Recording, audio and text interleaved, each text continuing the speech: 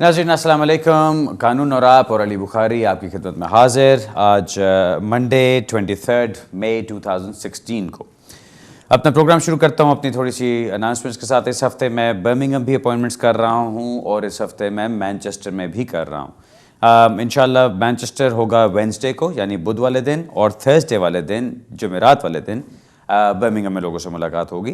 सो काफ़ी appointments already book हुई हुई हैं। सो अगर आप अपना इंटरेस्ट रजिस्टर कराना चाहते हैं तो जल्द से जल्द करा लीजिए जब तक हमारे पास जगह मौजूद होंगी तब। ये तो एक साइड की चीज़ हो गई। एक नया केस आया है, एक नया केस उन लोगों के लिए जो ब्रिटिश नेशनल्स हैं और जो अपने डिपेंडेंट रिलेटिव्स को लेकर आना चाहते हैं। ये अक्सर एक सिनारियो जो है, सिचुएशन है, वो ये है कि बेटा यहाँ पर है या बेटी यहाँ पर है, वो अपने माँ बाप को या दोनों में से किसी एक को यहाँ पे लेकर आना चाहते हैं और वो कहते हैं कि भाई हम ब्रिटिश नेशनल्स हैं, टैक्स पे कर रहे हैं, काम करते हैं, सब कुछ ठीक है, हमारे माँ बाप अकेले हैं, बूढ़े हो चुके हैं, उनको वहाँ पे अकेले नहीं छोड़ा जा सकता, उनको हम अपने पास रखना चाहते हैं, अपनी फैमिली के साथ रखना चाहते हैं। 2012 तक जो कानून था उसके अंदर आप अगर रिक्वायरमेंट्स पूरी करें तो आप अपने डिपेंडेंट रिलेटिव्स को, अपने माँ बाप को साथ लेकर आ सकते थे। आपको शायद याद हो पैराग्राफ 317 इमिग्रेशन रूल्स का पैराग्राफ था, वो इस चीज़ को डील करता था। उसके अंदर दो रूल्स थे, एक अंडर 65 वाला था, एक ओवर 65 वाला था। ओवर 65 में आपको सिर्फ ये शो करना होता था कि भाई पैसे मैं उनको भेजता हूँ, उनकी अपनी कोई सोर्स ऑफ इनकम नहीं है और कोई लुक आफ्टर करने वाला नहीं है, तो मैं चाहता हूँ कि वो मेरे पास आएँ, विच वॉज फाइन। अंडर 65 वाला रूल था कि जी पैसे भी मैं भेजता हूँ, उनको कोई और लुक आफ्टर करने वाला भी नहीं, और साथ ये भी प्रूव करना पड़ता था कि देयर आर एक्सेप्शनल सर्कमस्टांसेस। अब वो exceptional circumstances case to case basis पे चलते थे और हम उसी के ऊपर आर्ग्यू करते थे, और जब अगर वो रिफ्यूज़ भी करते थे केस को तो अपील का राइट आपको मिलता था, पूरा अपील का राइट आप एक्सरसाइज करते थे।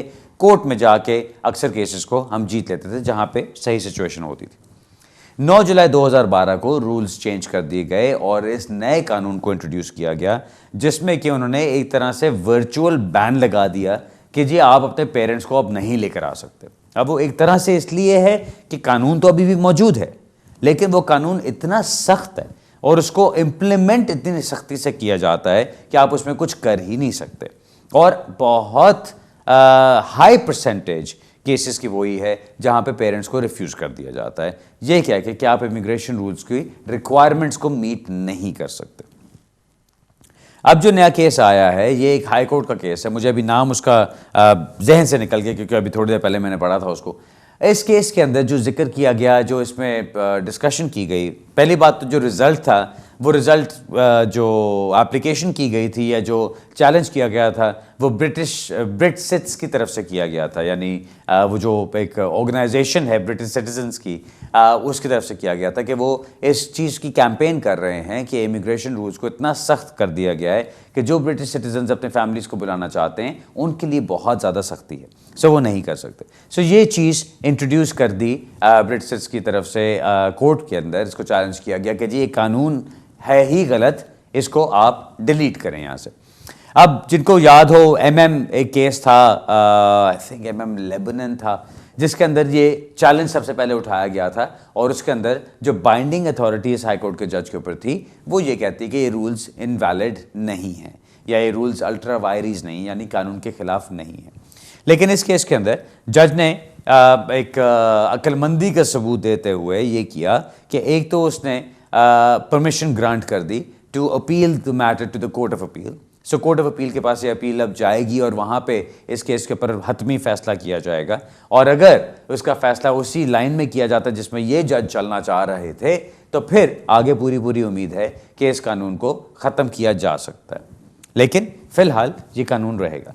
एक चीज़ जो बहुत अच्छी इस केस पे से निकली, जो हम जैसे वकीलों के लिए एकदम से एक इंटरेस्टिंग चीज़ बन जाती है कि हम इसके अंदर कुछ जाके कुछ हम कर सकते हैं, कोई घुस सकते हैं इस केस के अंदर, वो ये है कि इसके अंदर जज ने एक बहुत अच्छी रीजनिंग डाली है आर्टिकल 8 के बारे में, यानी ह्यूमन राइट्स के बारे में, कि अगर आपके ब्रिटिश नेशनल आप हैं और आपके रिलेटिव्स हैं जिनको आप लेकर आना चाहते हैं तो उसमें किस किस्म की शराइत आपके ऊपर होनी चाहिए और कितना मुश्किल होना चाहिए, उस चीज़ को यहाँ पे डिस्कस किया गया। और उसके अंदर एक उम्मीद मिलती है कि हम नेक्स्ट टाइम जब कोई एप्लीकेशन करें, कम से कम मैं तो ये करूँगा कि नेक्स्ट टाइम जब मैं कोई एप्लीकेशन करूँगा ये डिपेंडेंट रिलेटिव वाली, तो मैं ये केस निकाल के इस जज की जो रीजनिंग है उसी को फॉलो करूँगा, ताकि मैं उसके अंदर कोई जीतने का चांस क्रिएट कर सकूँ।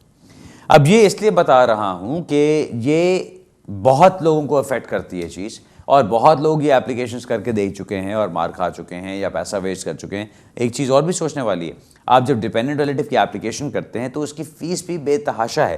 मेरा ख्याल है 2300-2400 या 2500 के दरमियान तो सिर्फ होम ऑफिस की फ़ीस है उसके अंदर, और उसके बाद इतना मुश्किल कर देना उस रूल को कि आपको जीतने से रोक दिया जाए, वो ज़्यादती वाली बात है। सो ये चीज़ है कि जिसको इस पहले प्रोग्राम के पार्ट में मैं डिस्कस करना चाहता था कि ये वो केस है जहाँ पे अब आपके पास एक उम्मीद की किरण नज़र आ जाती है कि आपने डिपेंडेंट रिलेटिव्स को, अपने माँ बाप को लेकर आना है, तो आप इस तरीके से इस केस की रीजनिंग के साथ अब लेकर आ सकते हैं। अब मेरा ख्याल अपना सवाल जवाब का सिलसिला शुरू करते हैं। पहली कॉल लेते हैं जी। हेलो। हेलो, अस्सलाम वालेकुम। वालेकुम अस्सलाम जी। जी भाई साहब, मैं दो छोटे छोटे क्वेश्चन है बताएं। एक पहला क्वेश्चन है मेरा, जे अगर कोई वाइफ या हस्बैंड ਨੂੰ ਜਾਂ पेरेंट्स ਨੂੰ ਭੈਣ ਭਰਾਵਾਂ ਨੂੰ आइलैंड बुलाना चाहे वो कैसे कर सकता है? अगर बुला ले तो यूके आके अगों कैसे कर सकता है? एक क्वेश्चन है। दूसरा है कोई मिलने वाला शेफ है पाकिस्तान में, तो उसको कैसे बुला सकते हैं? मिलने वाला क्या है? कोई शेफ है पाकिस्तान से, उसको कैसे इधर यूके बुला सकते हैं या आइलैंड के? आप मुझे बताएं, आयरलैंड की क्या आपको खास इंटरेस्ट है? बिकॉज वो बेटा हॉलीडे जा रहा है वहाँ, तो कहता हूँ अपनी वाइफ को वहाँ बुलाऊंगा। अच्छा, ओके, चलें बताता हूँ जी। अगर वो उधर बुला ले तो फिर इधर यूके आके कैसे अप्लाई करना है, प्लीज थोड़ी सी डिटेल दे दो। जी मैं डिटेल्स तो देता हूँ आपको।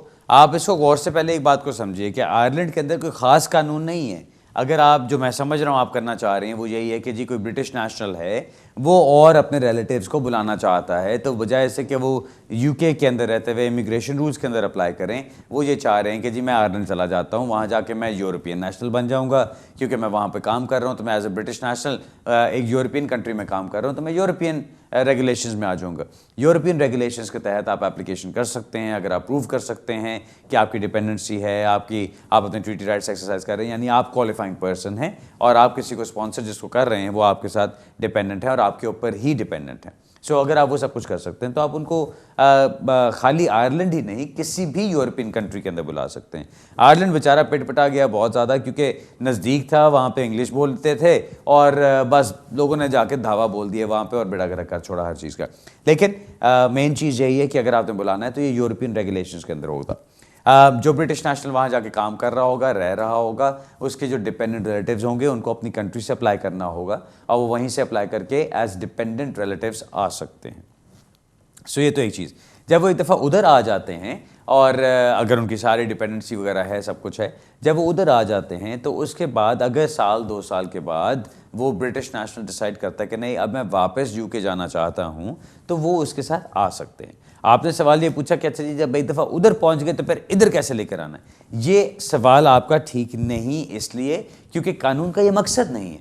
कानून आपको जब इजाज़त देता है उनको वहाँ पे आयरलैंड में आके रहने की आपके साथ, तो वो उसका मकसद ये नहीं कि आप एक शॉर्टकट मार रहे हैं यूके को वो कट ऑफ करने के लिए। उसका मकसद ये होता है कि आप तो यूरोपियन रेगुलेशंस के तहत आपके राइट्स को एक्सेप्ट करके और वहाँ पे आपको आपके जो हकूक़ हैं उनके मुताबिक स्टेटस दिया जाए। अगर आपने उसको सिर्फ इस्तेमाल करना है एक रास्ता बनाने के लिए, यहाँ आने के लिए, यूके आने के लिए, तो वो आपको मुश्किलात आएंगी, क्योंकि आपकी जो रिक्वायरमेंट्स होती हैं वो ये 3-4 महीने के अंदर पूरी नहीं होती। वो जो आपकी रिक्वायरमेंट्स हैं जहाँ पे आप उनको प्रूव करते हैं कि जी मैंने वाकई अपनी लाइफ वहाँ मूव कर ली थी, मैं वाकई वहाँ रह रहा था, सिर्फ मैंने कन्वीनियंस के लिए नहीं किया था, और वो सब कुछ वहाँ पे टाइम गुजारने के बाद अब मेरा जेन्युइन रीज़न है कि मैं वापस आना चाहता हूँ यूके में, तो साथ जो मेरे डिपेंडेंट रिलेटिव्स हैं उनको वीज़ा मिलना चाहिए कि वो वापस आएँ। अब यही चीज़ आप अप्लाई कर सकते हैं, चाहे किसी ने पाकिस्तान से अप्लाई करना है या किसी ने किसी और कंट्री से अप्लाई करना है। जब भी वो किसी यूरोपियन कंट्री में जाना चाहते हैं जहाँ पे उनके डिपेंडेंट रिलेटिव्स रह रहे हैं, या जिस तरह से अब आपका अपने बेटे की जिक्र किया कि वो जाके वहाँ पे रहेगा, सो अगर उस तरह की सिचुएशन है तो फिर वो आके उधर रह सकते हैं और उसकी बेस पे अगर कल को वो साल 2 साल के बाद यहाँ पे आना चाहें तो वो भी किया जा सकता है, अगर तब तक इस कानून को चलाया गया तो। ऑलराइट जी। नाज़रीन, पहली ब्रेक का टाइम हो रहा है, ब्रेक से वापस आते हैं, फिर अपने सवाल जवाब का सिलसिला जारी रखेंगे। थोड़ी सी देर में दोबारा मिलता हूँ।